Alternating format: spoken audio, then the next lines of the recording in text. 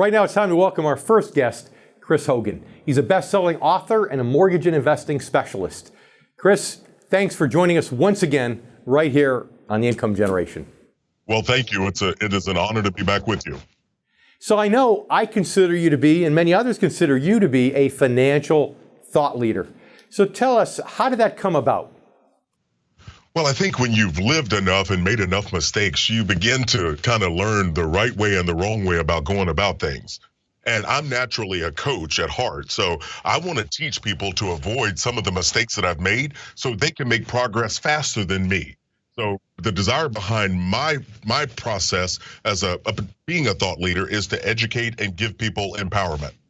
So when you look at other thought leaders that are out there today, many of those that you hear on the radio or you see on television, what do you wish they would do differently? You know, what do you think they should be doing more of, or maybe they should just start doing? Well, I think anytime as a person who's trying to help people, as an educator, and that's how I see myself, I always want to look at things through the lens of the individual. What is the everyday American seeing out there? What are they feeling? And so when I try to give information, I'm trying to make sure that I not only give the information, but I give it in a way that's providing them clarity on what to do and absolute certainty on what to avoid, but at the same time, giving them some hope on what they can do for themselves. So do you feel like some of the thought leaders that are out there today, perhaps they complicate things too much? Do you think maybe they talk over people's heads? And if so, you know, what do you think they should be doing alternatively? And how do you see yourself as being different? Well, I definitely think there are always people out there that love to use what I call $20 words to try to explain things. And I think anytime if you're trying to talk to the everyday man and woman, you need to give them the information in a way that they can comprehend it. And it's not necessarily about intellectual level, it's about understanding. And so I wouldn't say all are doing that, but you have some. And I think the most important thing is, are people coming away with more information? Are they understanding things a little bit better? And I think that's one of the things I always strive to do, is to make sure people come away understanding these things and understanding what to do for themselves next. Know your audience. Got it. Speak to your audience. Now, your most recent book, Everyday Millionaires, How Ordinary People Built Extraordinary Wealth, and how you can too. 1 minute or so, what can our viewers learn from reading your book? Well, I think, first and foremost, you're going to learn that, hey, there are a lot of myths and information out there about millionaires. It's just not true. There's information about wealth out there that's not a reality, that says that in order for you to have wealth, you have to come from a family that has it to inherit. And that's just not true. Or that you have to go to a private fancy school to be able to get a good paying job to become a millionaire.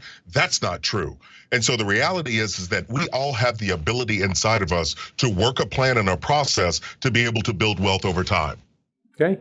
So do you think, 15 seconds or so, you think your average person who never makes $100,000 a year can build wealth and become a millionaire? I absolutely know without a shadow of a doubt that they can. What they need is a plan and awareness and to believe that they can do it. That's right. And starting early helps too. The earlier start, the better, obviously. Chris, stay with us, please. We need to take a quick commercial break. We'll be back in a moment. And you stay with us too. We'll be back here with more coming up on The Income Generation.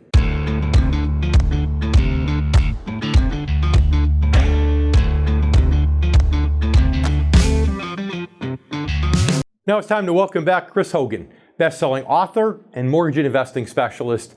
Chris, thanks so much for sticking around. Thank you. It's a pleasure to be with you. So you always say that preparing for retirement is really a marathon, not a sprint. How so? Well, I think about it. I ran track when I was in high school and ran the 100 and the 200-yard dash. And you would do this training to be able to run these short bursts, right? But then for the other friends of mine that were distance runners, they would run laps after laps after laps as they ran the 3,200 and all these long races. And I just remembered, wow, people are thinking about retirement as this short burst. And in reality, it's more like that long marathon where I want to make sure I'm doing the things that I need over time, but I have to continue to do those things, not just do them every once in a while. So in that mentality, it is this mindset that you have to have about what am I going to do over the long haul? So what happens, we talked about how anybody could become a millionaire and never have to make $100,000 a year of income if they start early and they have a plan and they save. So what if somebody's watching our show right now and they're between 40 and 50, let's say, and they really haven't saved anything? Maybe they've worked hard to put children through college and now they're kind of wiping their brow and trying to get started. What's your best advice for those folks? Well, I think they have to take a deep breath and be real about where they are and really understand their income, understand kind of their expenses right now and their goals. And I think it's not a matter of looking back and beating themselves up about what they didn't do in their 20s or 30s. It's more the realization of what are we going to do right now to not allow any more time to be wasted and beginning to develop that plan. What are your dreams? Now, what are the tools that you have in front of you? And then who do you need to add to your team from a professional standpoint to help you get there? So Chris, obviously the later that you start really saving for retirement, the more radical the moves are that you might have to make to try to make up for time. Give our viewers, if you will, some examples of more radical moves that you might have to make if you're finally getting focused on this in your later years. David, you're absolutely right. If it's later on that you're now getting in tune and understanding, hey, I'm behind the 8 ball, you're going to have to do some serious things. Some of those moves might look at be downgrading your lifestyle, selling your home, and going and renting or buying a smaller home. It might look like taking on 2 to 3 extra jobs, depending on your situation, to bring on extra income, to either attack debt or be able to invest.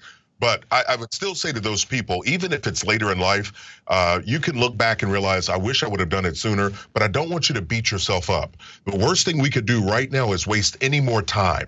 So we've got to maximize the time. And the definition of insanity is to keep doing the same thing over and over and expecting a different result. So it's time for some changes, but I want you to do it with the right attitude and the belief that you're going to help yourself. That's right. Something has to change. Definition of insanity. Yes. I love it. Hey, switching gears for a little bit. Chris, tell our viewers, what are your thoughts right now about the financial markets, about the economy in general? Well, I think, if we look and we're being honest with ourselves and we say, you know what, things are looking very good. I mean, we've got gains and growth. We've got the lowest unemployment we've ever had. The opportunities are out there. And so I have this long range view, David, just like you with investing. And I think a lot of people tend to look at a microcosm and the short view of what's going on. And I'm a realist. I know things are never as good as they seem or as bad as they seem, but in the middle, reality falls. And so I know if I stay in control of myself, I know my plan is working and it's going to continue to work. So final question, tell our viewers, if you will, in the next 40 seconds or so, what do you think would be a helpful goal or a helpful way to look at the markets through 2020 in terms of their personal finances, specifically saving for retirement? Well, I can tell you this. I think 2020 is definitely going to bring some change. I think we will start to see the continued ebbs and flows of the market as we get closer to the election. There will automatically be a response to that into the fourth quarter and into the first quarter of 2021. But at the same time, understanding your plan. Okay. So stick with the plan. Don't deviate just because markets go up and markets go down, which is very good advice as usual. Chris, thanks so much for being with us today. We appreciate it. Thanks for having me, David. Now you stay with us. We have more coming right here on the Income Generation coming up in just a moment.